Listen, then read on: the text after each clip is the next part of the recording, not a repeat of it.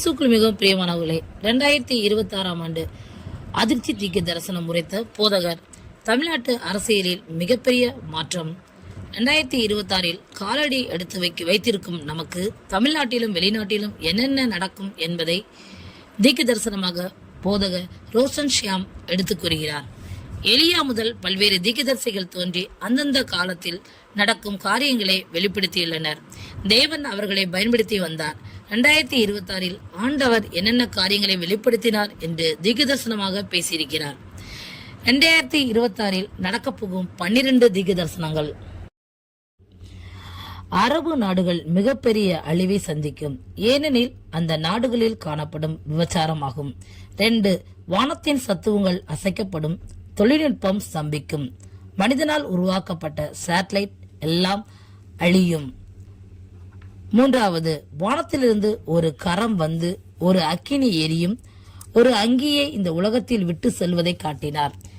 யாரெல்லாம் தேவனுக்கு உண்மையான யுத்த வீரராக மாற வேண்டும் விரும்பி கூப்பிடுகிறார்களோ அந்த அக்கினி அவர்களை வந்தடையும். இதுவே அடையாளமாகும். 4 வரும் நாட்களில் தேவனுக்காக மரணத்தையும் சந்திக்க பயப்படாத ஒரு பெரும் திரளான கூட்டத்தை தெரிந்து கொள்வார். 5 கிறிஸ்தவர்களுடைய வேதனையின் நாட்கள் அதிகரிக்கும். 6 பல இடங்களில் போதகர்கள் இல்லாத சபைகள் உருவாகும். தமிழ்நாட்டிலும் இது நடக்கும். 7 தமிழ்நாட்டில் அரசாங்கம் கவிழ்க்கப்படும், நிலையில்லாத அரசாங்கம் உருவாகும். இது 2026 நடக்கும். 8 மழை பொழிந்தும் வறட்சி அதிகரிக்கும்.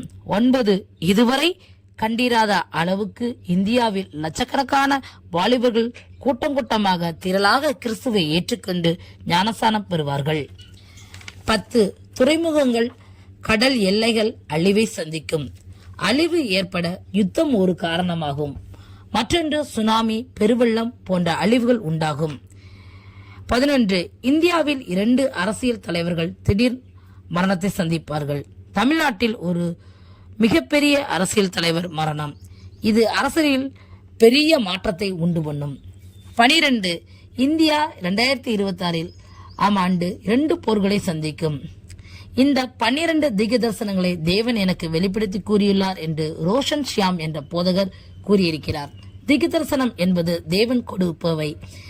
இது எல்லாம் தேவனுடைய திட்டப்படி நிறைவேறும் என்று தேவன் கூறுகிறார் என்று அவர் கூறியிருக்கிறார்.